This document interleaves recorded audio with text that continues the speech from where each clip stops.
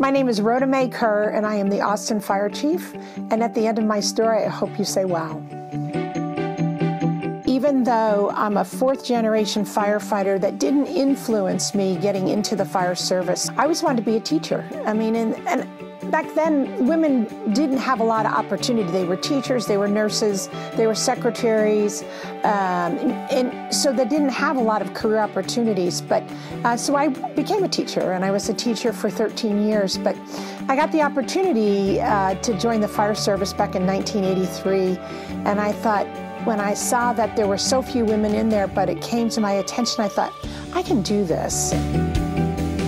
I have no idea where my energy level comes from. I do no caffeine, but my dad told me, and my dad passed away at 93, so I've got longevity there, but my dad told me that I have been like this my entire life.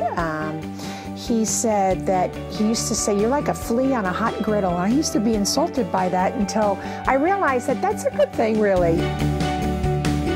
I highly recommend that whether you choose a career in the fire service or whatever you decide to do with your life, make sure that it fulfills you, make sure that it makes you happy, and make sure that, passion. Make sure that you have passion for that. Really important. Finding people that that you aspire to, that you want to be like.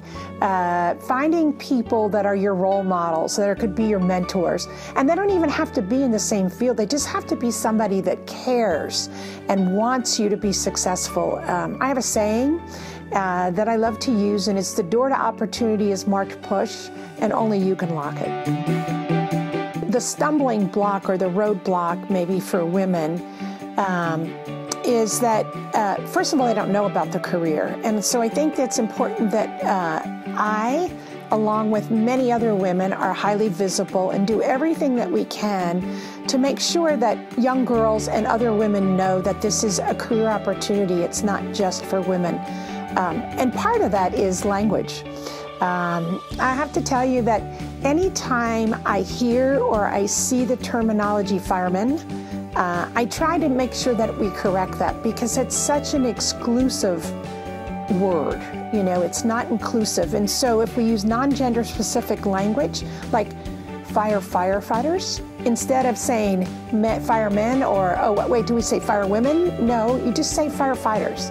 So I think it's important how we talk, messages that we send, and that everybody knows that those opportunities are there for you. You know, it would be interesting that sometime in our lives that I'm no longer the first female to achieve a goal. I mean, I was the first woman to be the fire chief in Austin, Texas, and that the organization was about 152 years old when I got here. So that's an awesome responsibility, but it's also, for me, it's a great opportunity to set that bar, and that hopefully if I'm the first, I'm not the last. I left Fort Lauderdale, where I was highly successful, and went to be the fire chief in Little Rock, Arkansas. And it's not easy to walk into an organization and you know nothing about that organization. You don't have the history that everybody else does. And so now you're the fire chief in an organization where 4 of your assistant chiefs all wanted the same job. So that's always quite a big challenge. Now this time I came and all of the assistant chiefs were not interested in the position, so that makes it a little bit easier, you know, a little easier start. But you still have people that want to challenge you and give you a hard time.